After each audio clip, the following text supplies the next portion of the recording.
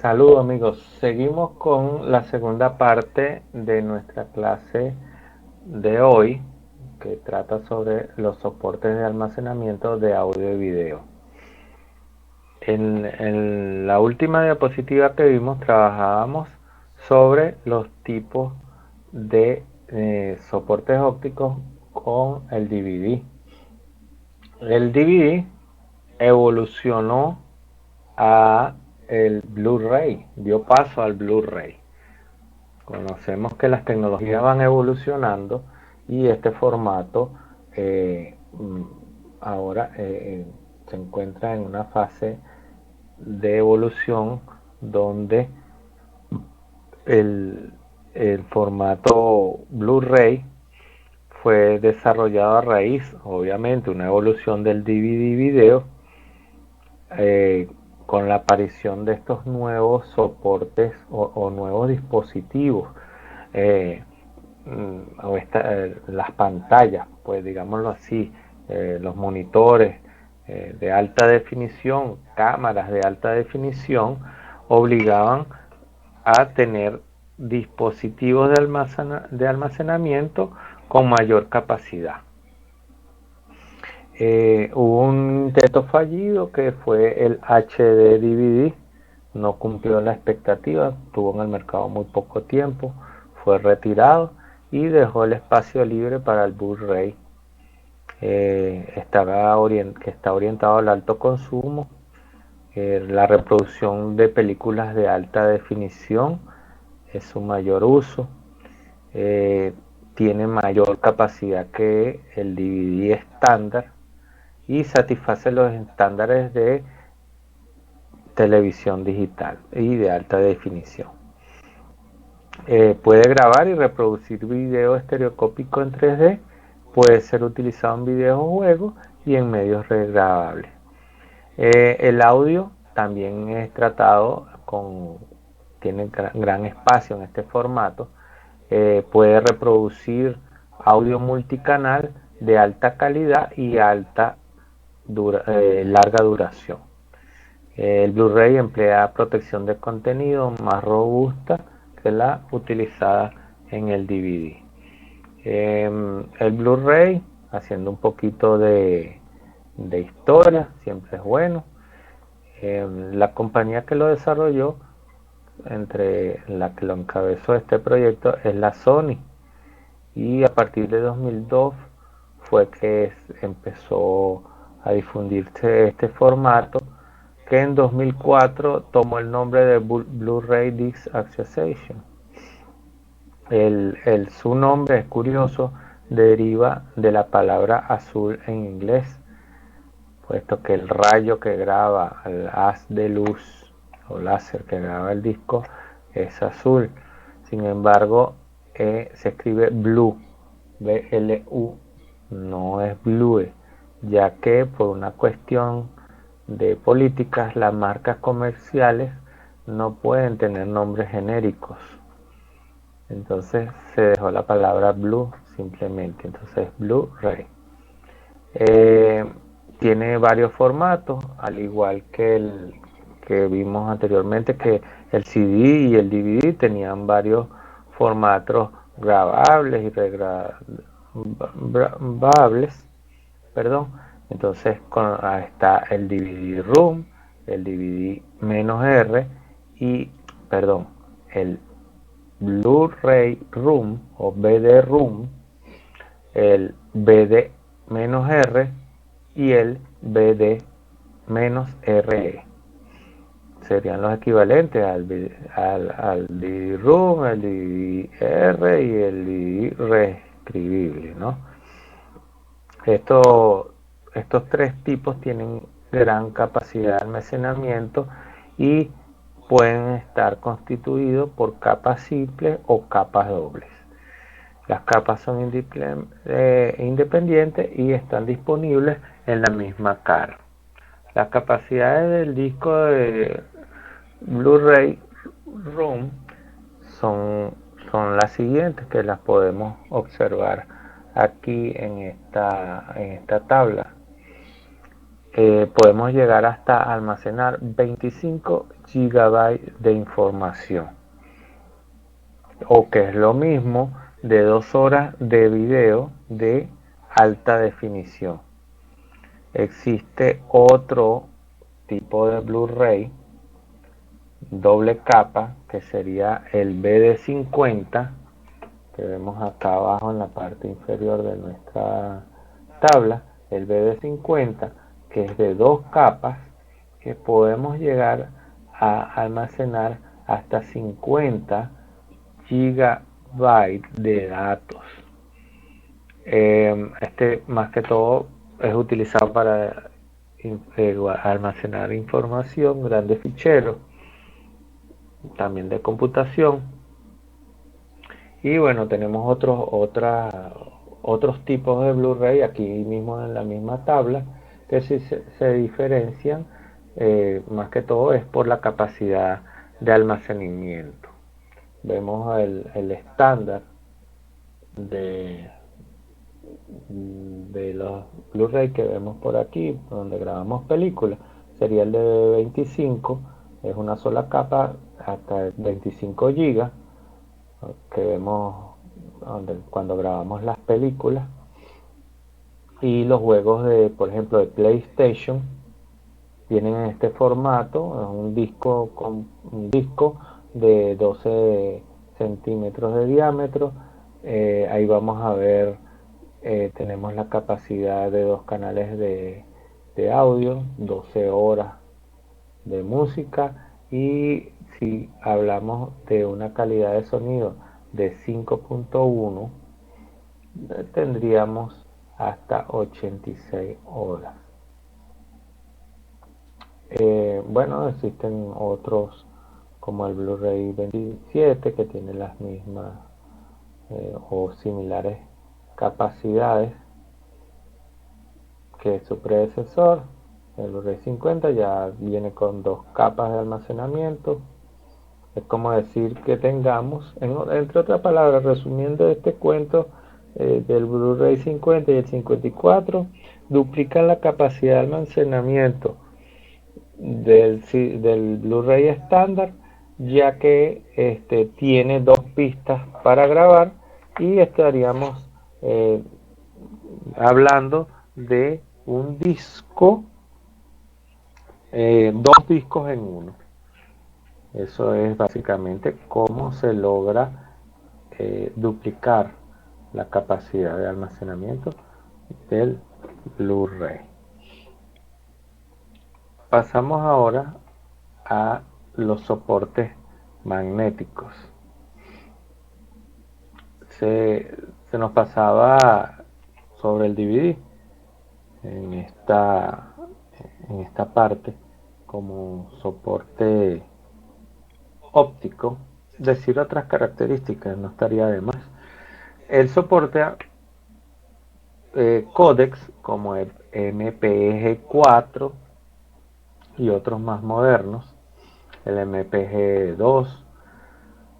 También soporta películas HD con alta definición, de 1920 por 1080,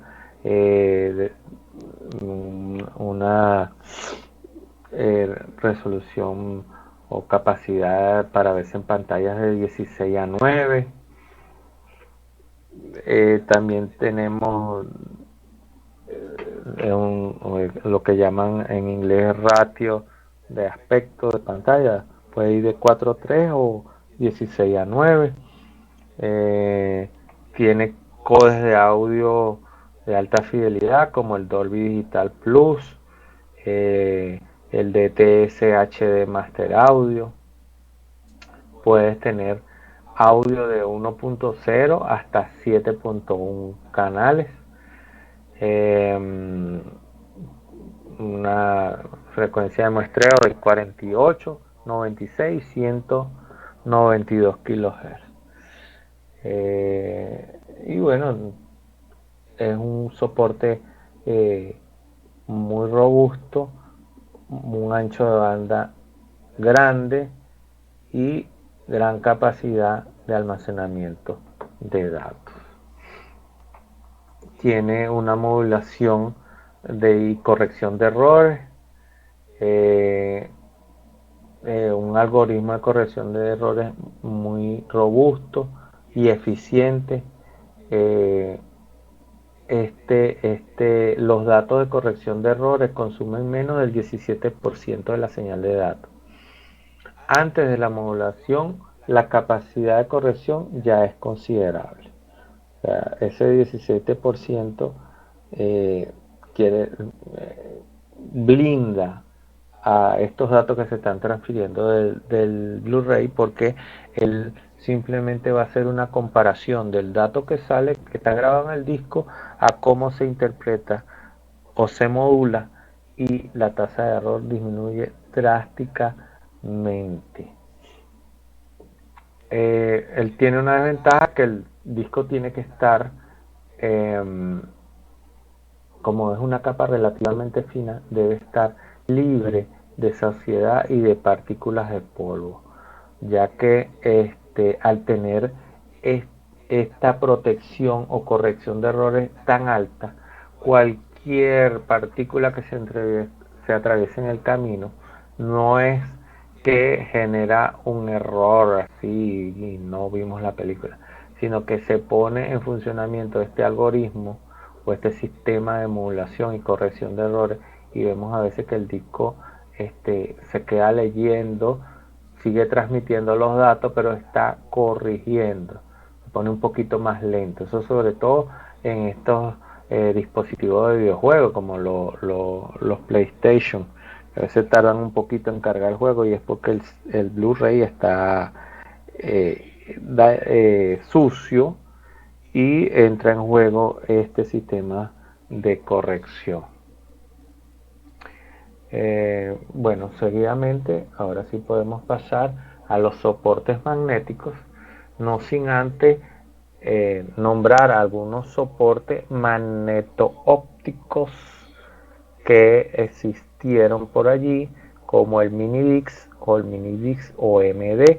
Estuvo de moda por allá en los años 90, fue un formato que sacó Sony antes o casi en paralelo a los reproductores de disco compacto. Estos reproductores que antes de que salieran fueron una evolución del Walkman que utilizaba Sony, que era de cintas magnéticas, y trataron de sacar el formato del CD en un reproductor compacto, o sea, portátil, así como el Walkman, pero de CD. Entonces, no les parecía mucho el diámetro que tenía el CD, y decidieron hacer un dispositivo un poco más pequeño, que también tenía una especie de disquete, que dentro tenía un CD, algo parecido a un CD, pero que trabajaba de una forma, era un disco óptico regladable, y contenía hasta 80 minutos de audio. Este formato no tuvo mucha difusión, sí se utilizó en algunos tipos de grabación de audio, este formato Minidix, pero desapareció del mercado porque no tardó mucho en aparecer el DVD. Entonces Sony fue quien apostó por esta tecnología, todavía habrán unos por allí, sin embargo no tuvo mucha difusión. Tenía un proceso de grabación digital, porque era un sistema de grabación combinado entre forma magnética y de forma óptica. Y bueno, el disco brindaba grandes capacidades de almacenamiento, aseguraban que duraría 30 años sin distorsiones y pérdidas, y almacenaba música con gran fidelidad. Ahora sí, soportes magnéticos.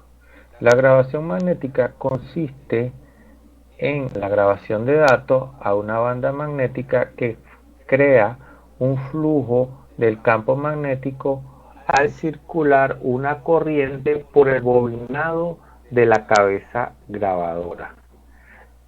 Ese flujo que magnetiza la cinta en movimiento hace que se graben música, datos y otra, bueno, sí, principalmente música, datos, hasta video, en una cinta que es alterada magnéticamente. Como soportes magnéticos tenemos las cintas magnéticas y los discos duros.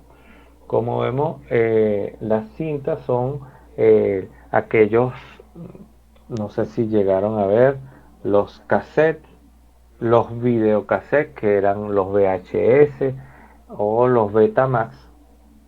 Ellos sencillamente tenían un dispositivo de grabación que era inducido por una corriente eléctrica o sí, digámoslo así, por un flujo eléctrico que creaba un campo o sí, creaba un campo magnético en un cabezal y este campo magnético incidía sobre la cinta que tenía partículas magnéticas adheridas y se cambiaban, eran modificadas en su distribución molecularmente. Estas partículas que estaban adheridas sobre la cinta magnética eran alteradas y eso era representado en una onda que podía representar un sonido y esta onda obviamente podía ser una o varias y cada una podía representar una pista. Pues había grabación multipista o grabación lineal, monopista, y que en un proceso inverso el cabezal de grabación podía reproducir estas ondas que fueron grabadas. Igualmente funcionaba cuando se grababan los cassettes de VHS o de Betamax. La diferencia que era una grabación helical, o como digámoslo así, el cabezal era circular y la cinta pasaba en forma de helicoidal por el cabezal y era magnetizada. Teníamos unas trazas y teníamos la pista de audio y la pista de video grabada en la misma cinta. Entonces, la grabación de la cinta magnética ha sido el principal sistema de almacenamiento de señal analógica, digamos, por más de 60 años. Su característica principal es que es muy fácil de construir, de leer, de escribir, de borrar. Ha sido aumentada su capacidad de almacenamiento a través de los años y eso ha sido que se haya difundido mucho en el ámbito de la industria de la grabación de audio y video, así como la informática, ya que cuando llega la informática, las cintas no solo pasan de almacenar señal analógica, sino que llegan a grabar o almacenar señal digital. De hecho, se adaptaron fácilmente a la señal digital y tienen gran capacidad para almacenar datos. De hecho, existen respaldos de grandes servidores o grandes bases de datos que aún se realizan en cinta. Bueno, la grabación magnética, como les acabo de explicar, se realiza a través de este método. De los que vemos aquí sería la grabación transversal, que busca aprovechar la superficie grabable de la cinta magnética. Su diseño parte de un tambor giratorio que a través de 4 piezas, que serían los cabezales de grabación, puede almacenar el video y manejar mayor tipo de información a lo ancho de la cinta. O sea, los 4 cabezales teniendo un contacto en la cinta puede ubicar en varios sitios mayor información. La cinta estaba en constante movimiento. Existían unas grabadoras conocidas como Mark I y Mark II, y de marca Ampex, que nombraron a esta tecnología como grabación cuádruplex. Tenemos también la grabación lineal, son de las señales tanto analógicas como digitales que se registran en una cinta magnética. Son pistas totalmente horizontales.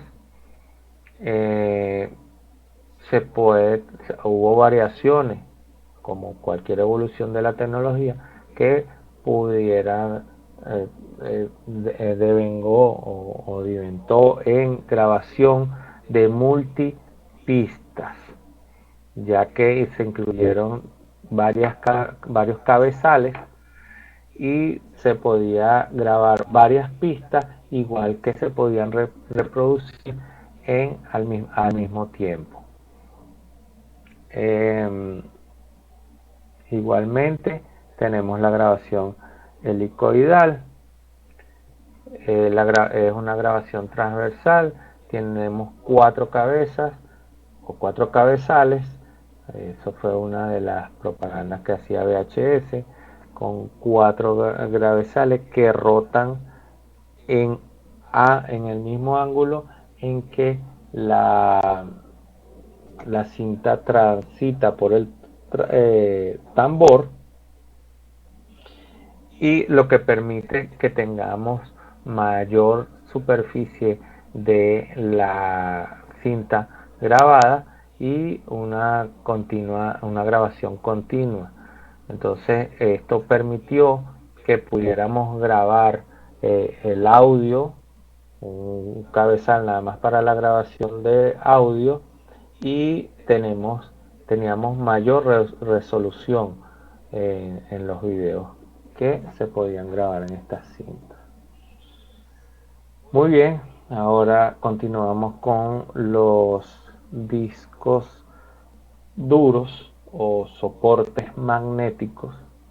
Aquí sí ya estamos hablando no solamente de tecnología de computación o tecnología informática. No por ello nos salimos del área del audio y el video, sencillamente porque a veces cuando grabamos estas, digamos, películas, videos, a la final estos van almacenados a un disco duro o varios discos duros.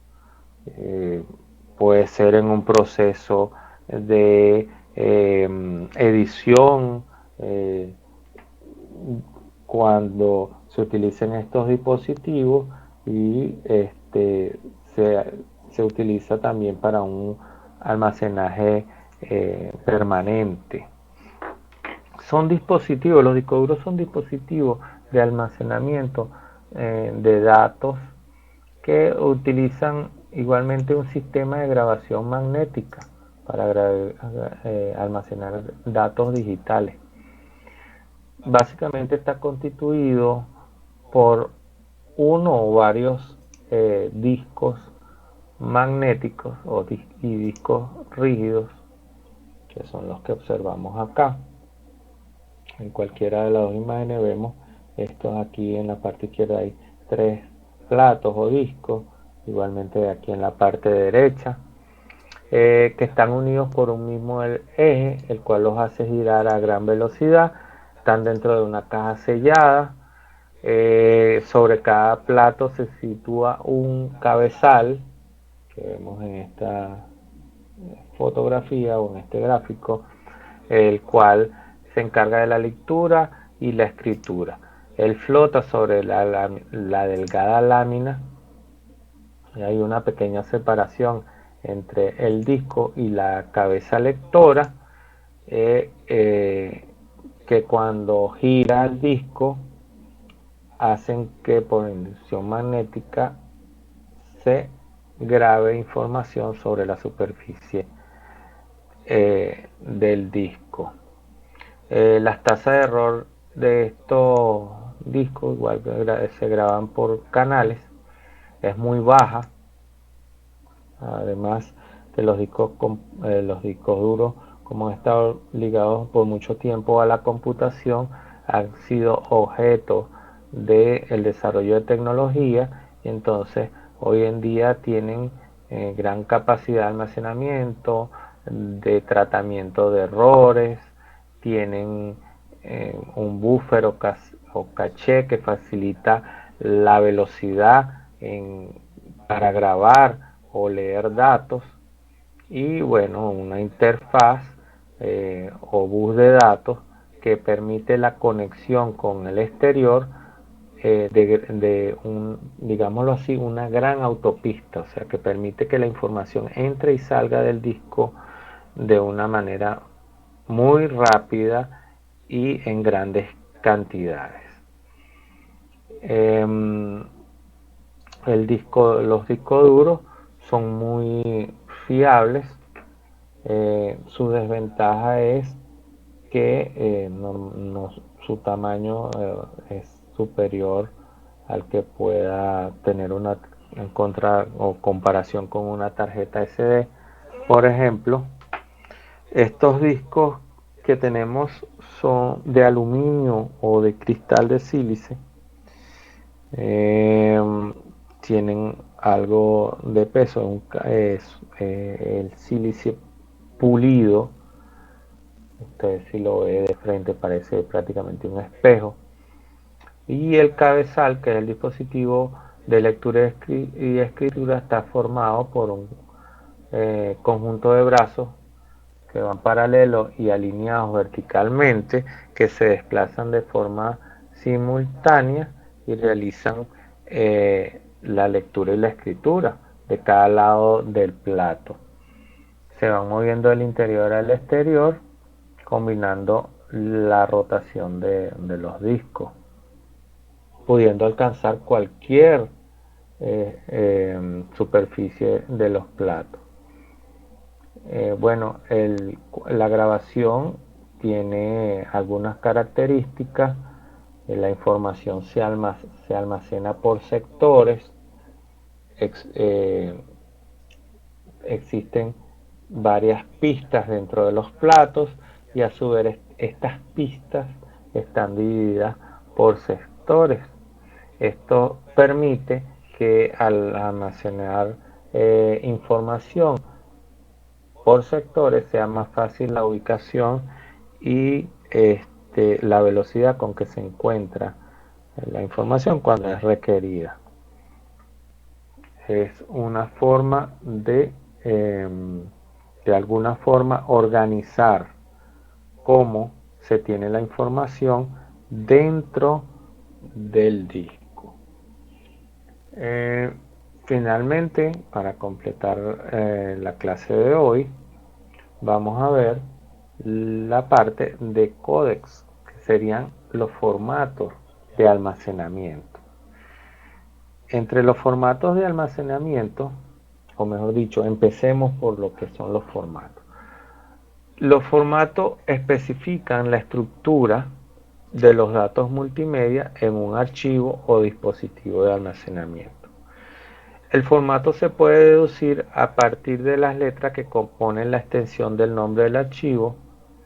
En este caso, por ejemplo, cuando decimos m.mp3, se supone que es un archivo de música que se llama Moving Picture Spec Group Layer 3.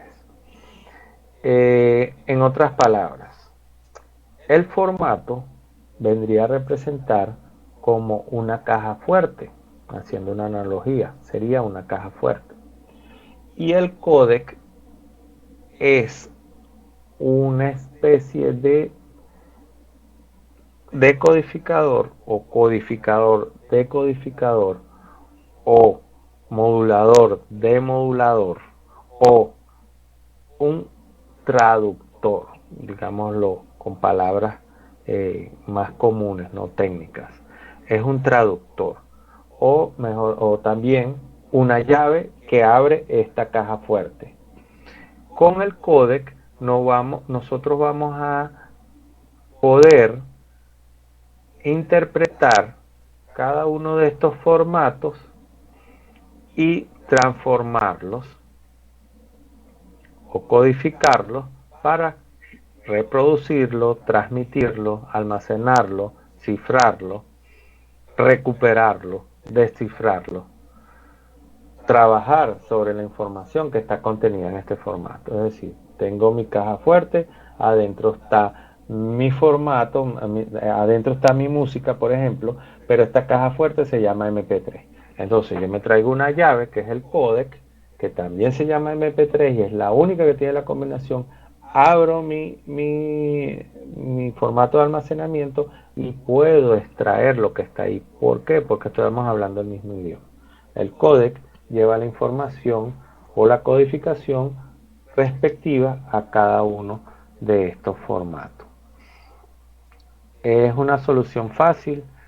El códec permite usar muchos de estos formatos. Los codecs normalmente vienen agrupados en ficheros de gran tamaño o vienen en pack, o sea, empaquetados en un formato grande, y podemos con ellos acceder a todos estos formatos. Entonces los codecs, existen dos tipos de codecs: los lossless, que son sin pérdida, que pueden recuperar exactamente el archivo original a partir del codificado, y los lossy, que son codecs con pérdida, donde el archivo decodificado es una aproximación del original y depende del nivel de compresión usado.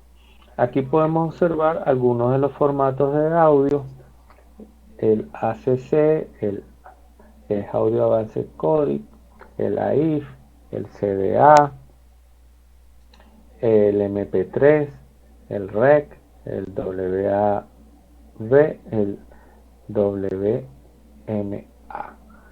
Hablemos de algunos de ellos. Por ejemplo, entre los formatos de audio, el .wav, que sería el Waveform Audio Format, por sus siglas en inglés, es un formato digital de audio que normalmente sin compresión de datos, desarrollado y propiedad de Microsoft y de IBM. Se usa para almacenar sonidos en el computador. Admite archivos mono y en estéreo en diversas resoluciones y velocidades de muestreo. Él también tiene algunas variantes, sin embargo es muy difundido y es compatible con casi cualquier códec de audio. Se usa principalmente con el formato PCM, que no es comprimido, y como no es comprimido, no hay pérdida de calidad. Por lo tanto, es adecuado para su uso profesional. Tiene calidad de CD de audio y permite que el sonido se grabe a 44.100 Hz y a 16 bits. ¿Cuál es una de sus limitaciones? Que solo puede grabar archivos de 4 GB como máximo, lo cual es más o menos 6,6 horas de calidad de un CD de audio. Hablemos ahora del formato AIF, este segundo que tenemos aquí, Audio Interchange File Format.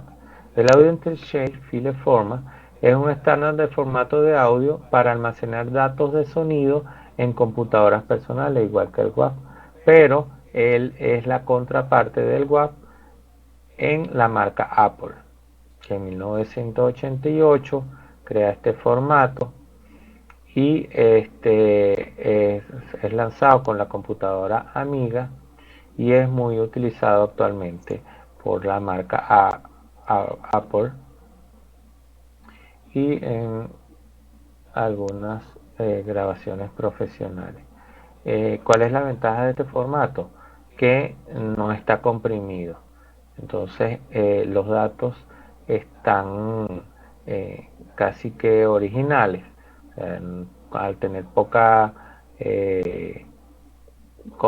compresión, hay mucha fidelidad. Se usa a nivel profesional.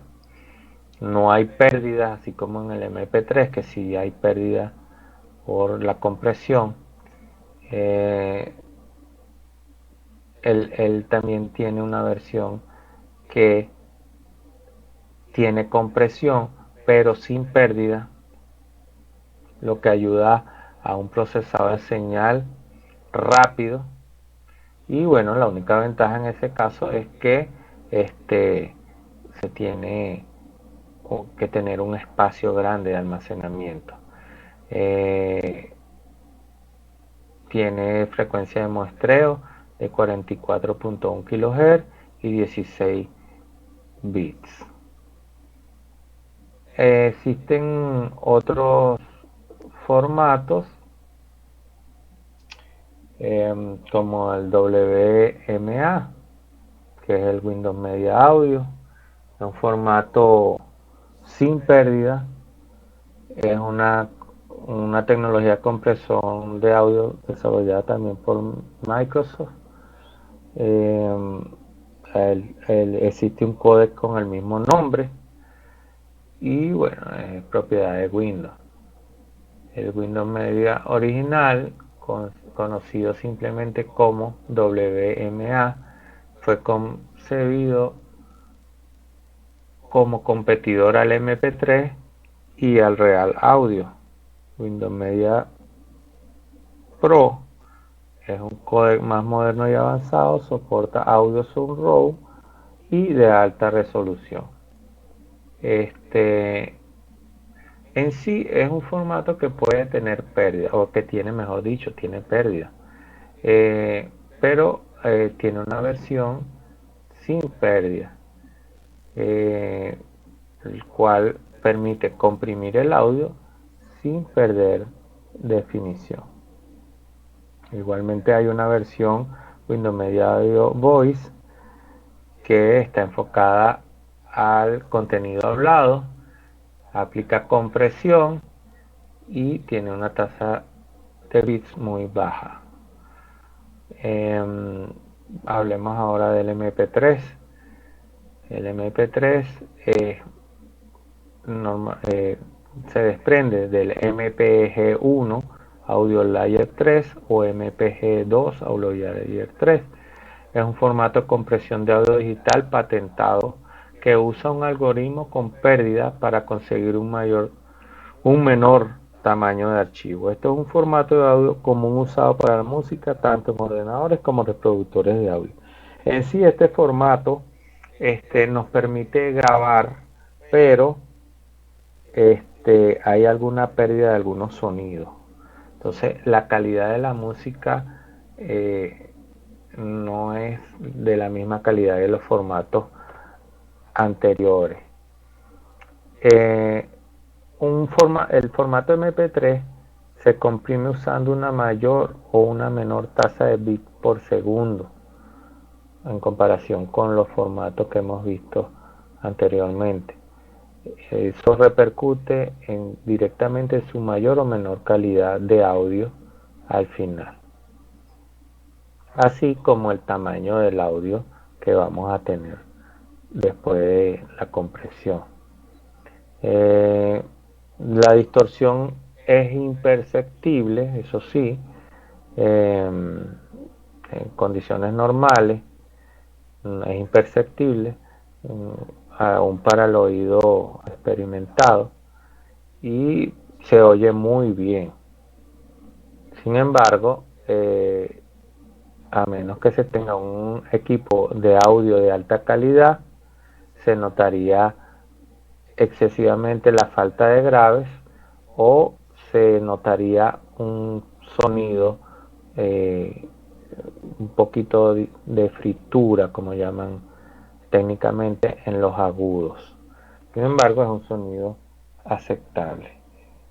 El ACC, Avances Audio Coding, es un formato informático de señal digital de audio basado en un algoritmo de compresión con pérdida, un proceso por el que se eliminan algunos de los datos de audio para poder obtener el mayor grado de compresión posible, resultando en un archivo de salida que suena lo más parecido posible al original. Bueno, es un estándar internacional, tiene un excepcional rendimiento y calidad, es de avanzada, y él se encuentra inclusive metido en el núcleo de la MPG4 y es el código de audio que utilizamos en internet. Este formato, cuando abrimos una página web, normalmente este formato lo reconocen los reproductores o nuestros exploradores. Mucha página web, su sonido está grabado en este formato. Al igual hay otro formato que es la competencia, que es el OGG, y bueno, tiene por ejemplo, el OGG tiene protección de derechos de autor, diferencia al ACC. El ACC ha sido elegido por Apple como el principal formato de los iPods para su software en iTunes, y también es utilizado por otras aplicaciones como Ahead Nero, Winamp y Nintendo DSi. Entonces, lo que hablaba del derecho de autor, ACC, a diferencia de OGG, permite incluir legalmente la protección de derecho de autor a aquellos archivos de audio sin autorización que tengan protección anticopia no funcionarán en ACC. O sea, hay una defensa de lo que son los derechos de autor. Hay un espacio como hablábamos antes, un espacio en esa señal de audio que lleva el información del derecho de autor, y el algoritmo de codificación lo detecta y hace que la pista simplemente no pueda ser reproducida. Y en 100% podemos decir que es superior al MP3, tiene mejor calidad en archivos pequeños y requiere un poquito de capacidad de recursos del sistema para codificar y decodificar. Está orientado al uso de banda ancha y la eliminación de redundancia de la señal acústica. Bueno, en cuanto a los formatos de video,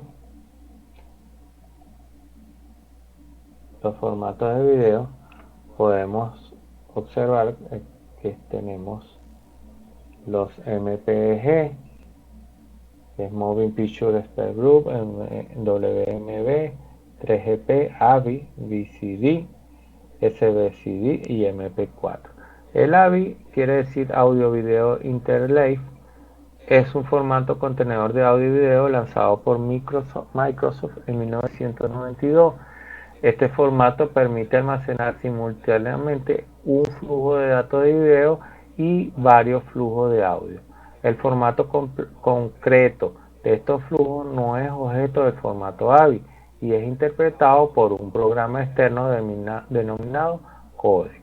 Es decir, el audio y el video contenidos en AVI pueden estar en cualquier formato, AC3, DIVX o incluso MP3 XBit. Por eso se le considera un formato contenedor. Es decir, tengo este formato, pero tengo múltiples codecs que pueden leerlo. Para que todos los flujos puedan ser reproducidos simultáneamente, es necesario que se almacenen de manera intercalada. De esta manera, cada fragmento de archivo tiene suficiente información como para reproducir unos pocos fotogramas junto con el sonido correspondiente. El formato AVI admite varios flujos de datos de audio, lo que en la práctica significa que puede contener varias bandas sonoras en varios idiomas. Es el reproductor multimedia quien decide cuál de estos flujos debe ser reproducido según las preferencias del usuario. Es muy interesante y muy versátil este formato AVI. Para reproducir un formato AVI es necesario lo siguiente: un reproductor de video capaz de interpretar el formato AVI, el código de video para interpretar el flujo de video y el códec de audio para interpretar el flujo de audio. Por ejemplo, el sistema operativo de Macintosh, el Mac OS, es perfectamente posible visualizar los archivos AVI, siempre y cuando los códecs utilizados estén soportados por el QuickTime. Tenemos un programa en Apple que se llama QuickTime, bien directamente o a través de plugins. Existen otros reproductores de archivos multimedia para esta plataforma que también permiten visualizar correctamente los archivos AVI. Entonces veremos archivos como .mov y .mpg. Por ejemplo, el .mov es el formato de video y audio desarrollado por Apple. Utiliza un código propio que evoluciona en versiones con base rápida. Este tipo de archivo también puede tener extensión .qt o QuickTime. Se recomienda utilizar el reproductor QuickTime. Existe una versión gratuita del mismo que se puede descargar en internet y es ideal para publicar video en internet por su razonable calidad y peso. Además que admite streaming. Tenemos otros formatos. Vamos a hablar aquí un poquito de los archivos .flb, que son los flash video.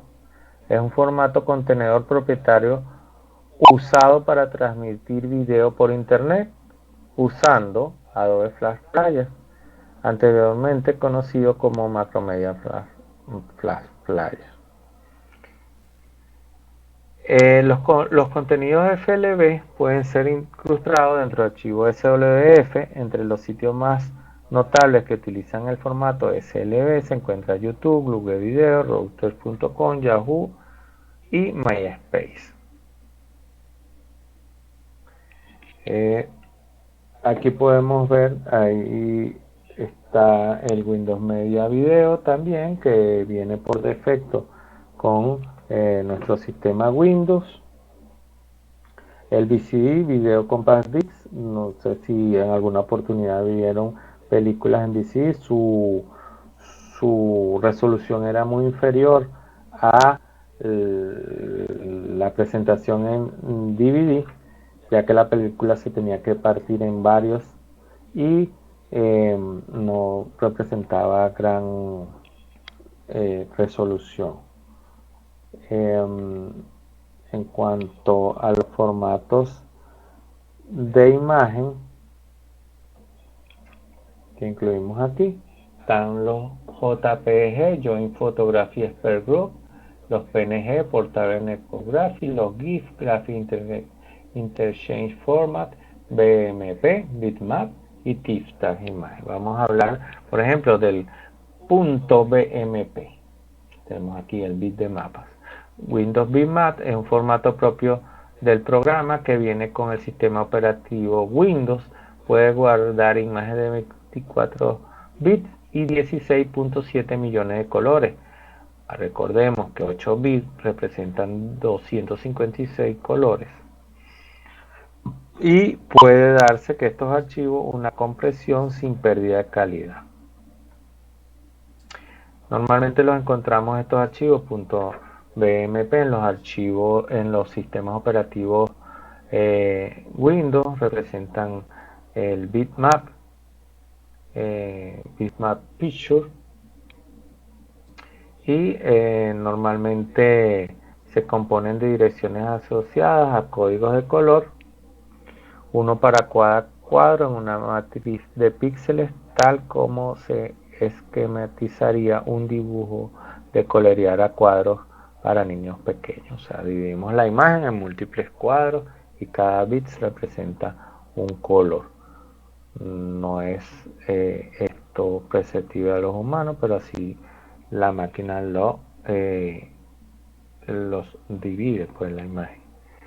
Una desventaja de estos archivos BMP es que no son utilizables en páginas web debido a que tienen un gran tamaño con relación a su resolución.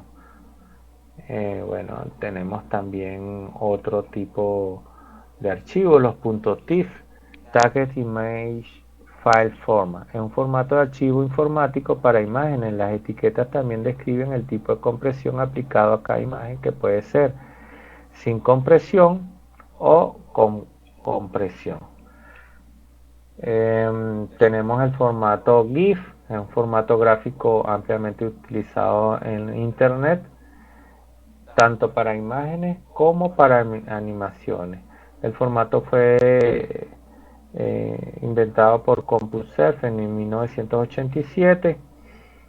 La idea era formar un formato de imagen de color para descargar archivos y sustituir el antiguo formato RLE. El archivo .gif es muy popular, tiene un algoritmo de compresión de la imagen que es muy eficiente y actualmente todavía se utiliza para imágenes por internet. Es un formato sin pérdida de calidad, con imágenes hasta 256 colores, aunque está restringida esta paleta a esta cantidad.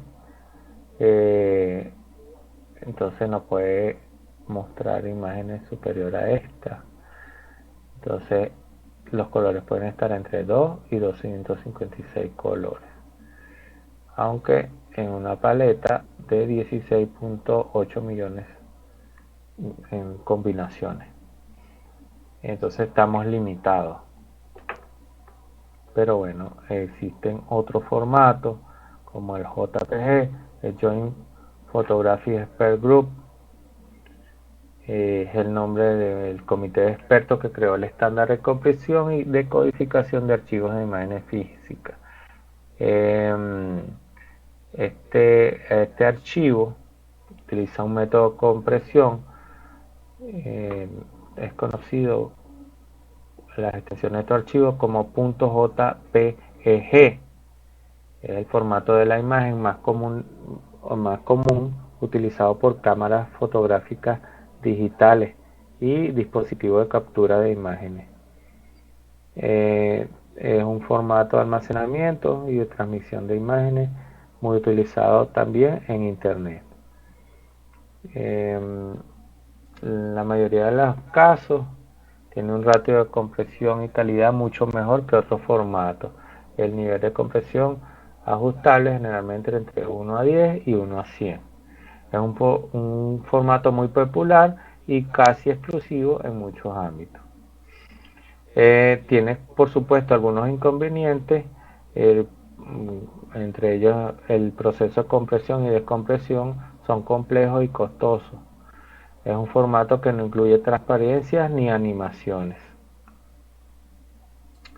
Bueno, hasta aquí sería nuestra clase de hoy.